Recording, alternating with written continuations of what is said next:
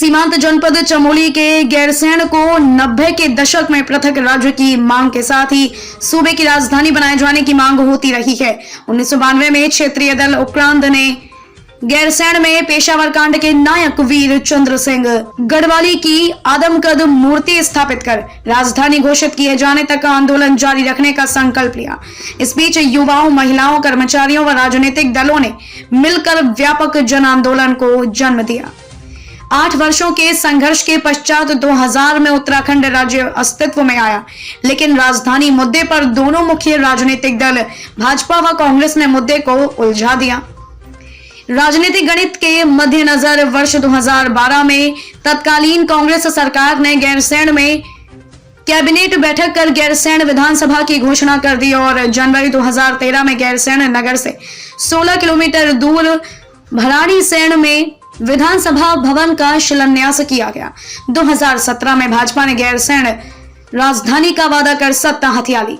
4 साल की चुप्पी के बाद चुनावी वर्ष निकट आता देख तत्कालीन मुख्यमंत्री त्रिवेंद्र रावत ने 4 मार्च 2020 को भराड़ीसैंण में आयोजित बजट सत्र के दौरान गैरसैंण को ग्रीष्मकालीन राजधानी घोषित करते हुए कहा कि वर्ष भर में कम से कम 2 माह सरकार भराड़ीसैंण से चलेगी, किंतु आज तक शुरुआत नहीं हो सकी।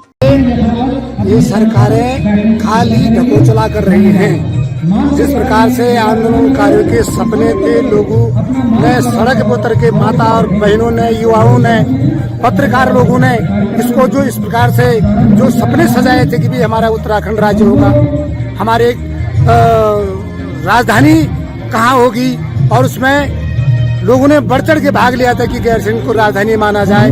केंद्र बिंदु मान के चले थे कि कुमाऊं गढ़वाल का एक सेंटर जो है गैरसैंण को मान के चले थे। सारे लोगों ने आंदोलन का केंद्र गैरसैंण माना था और एक कल्पना थी लोगों की कि हमारा एक अच्छा राज्य होगा, उत्तराखंड राज्य होगा।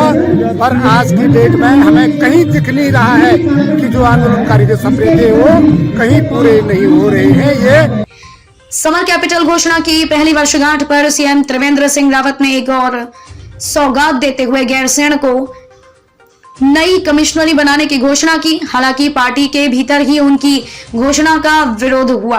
34 दिन में सरकार को फैसला वापस लेना पड़ा। उस वक्त सीएम ने कहा था कि ग्रीष्मकालीन राजधानी की टाउन प्लानिंग के मद्देनजर मास्टर प्लान के लिए 1 माह के भीतर टेंडर आमंत्रित किए जाएंगे। गैरसैंण के प्रति सरकार की प्रतिबद्धता व्यक्त करते हुए विभिन्न मदों में 360 करोड़ की योजनाओं की स्वीकृति के साथ आने वाले 1 दशक में 25,000 करोड़ से राजधानी क्षेत्र का विकास किए जाने की घोषणा कर दी गई।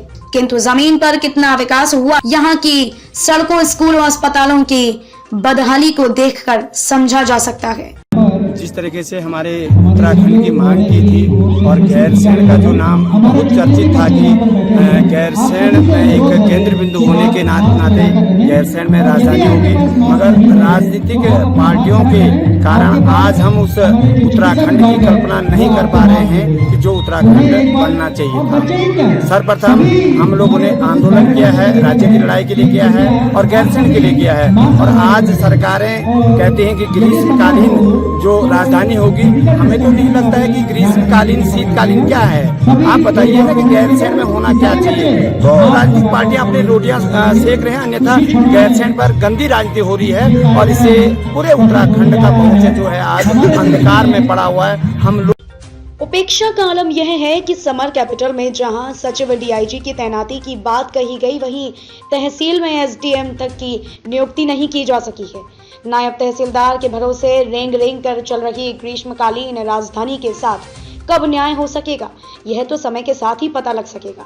किंतु राजनीतिक पर्यटन के लिए करोड़ों खर्च कर सूबे के सफेद पोशों ने वास्तव में बेहतरीन टूरिज्म डेस्टिनेशन तैयार किया है, जहां वर्ष भर में 2-3 दिन जनता के खून पसीने से कमाए गए करोड़ों रुपए राजनीतिक विलासिता में उड़ा दिए जाते हैं। सरकारें अपनी अक्षमता, लापरवाही व गलतियों को पहाड़ की भौगोलिक परिस्थितियों का हवाला देकर ढकने का प्रयास करते रहे। शहीदों के उत्तराखंड आंदोलनकारियों के आंदोलन की आज ये दिन हमारे लिए बहुत बड़ा दिन है। मैं आज के दिन इस शुभ अवसर पर सभी प्रदेशवासियों को अपनी तरफ से बधाई देता हूँ, शुभकामनाएं देता हूँ। और उत्तराखंड राज्य जो हमारे शहीदों का सपना था, हमारे आंदोलनकारियों का सपना था, उसके अनुरूप हम इस राज्य का निर्माण करने के लिए, इस राज्य को आगे बढ़ाने के लिए संकल्पबद्ध हैं, वचनबद्ध हैं। और माननीय प्रधानमंत्री जी ने हमारे राज्य के लिए जो विजन दिया है कि ये दशक जो हमारा तीसरा दशक है, 20 से 30 का दशक, ये उत्तराखंड का दशक होगा। उत्तराखंड राज्य हिंदुस्तान का नंबर 1 राज्य होगा। उत्तराखंड का पामीर कहे जाने वाले दूधा, तोली व पेंसर पर्वत श्रृंखलाओं की गोद से बसे गैरसैंण को प्रकृति ने बेहद संजीदगी के साथ सजाया व संवारा है। समुद्र तल से 1610 से 2000 मीटर की ऊंचाई पर स्थित गैरसैंण क्षेत्र तकरीबन 12 वर्ग किलोमीटर क्षेत्र में फैला है। समशीतोष्ण जलवायु होने के कारण चाय की खेती और दलहनी फसलों के साथ साथ यहाँ उत्पादित होने वाले संतरा, नारंगी, आलू, प्याज, लहसुन उत्तराखंड में मशहूर माने जाते हैं।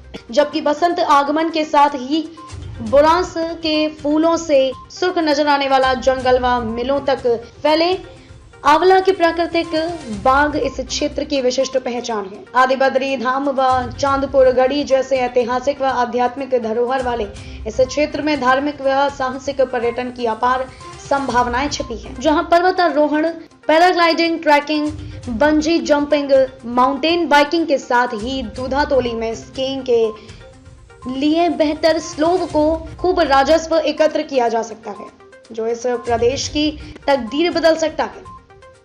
21 साल का हो चुका युवा उत्तराखंड अब विकास के दावे करने वालों का हिसाब रखने लगा है। लिहाजा राजनीतिक दल परिपक्वता व तर्क संगत व्यवहार करने में हिला हवाली करेंगे तो तय मानिए कि 5 साल लोक पर्व में उसका प्रतिफल निश्चित रूप से नजर आएगा। गैरसैंण के भराड़ीसैंण से अभिषेक रावत की रिपोर्ट। देखते रहिए उत्तराखंड अपडेट। यूट्यूब पर चैनल को सब्सक्राइब अवश्य करें, बेल आइकन दबाना ना भूलें।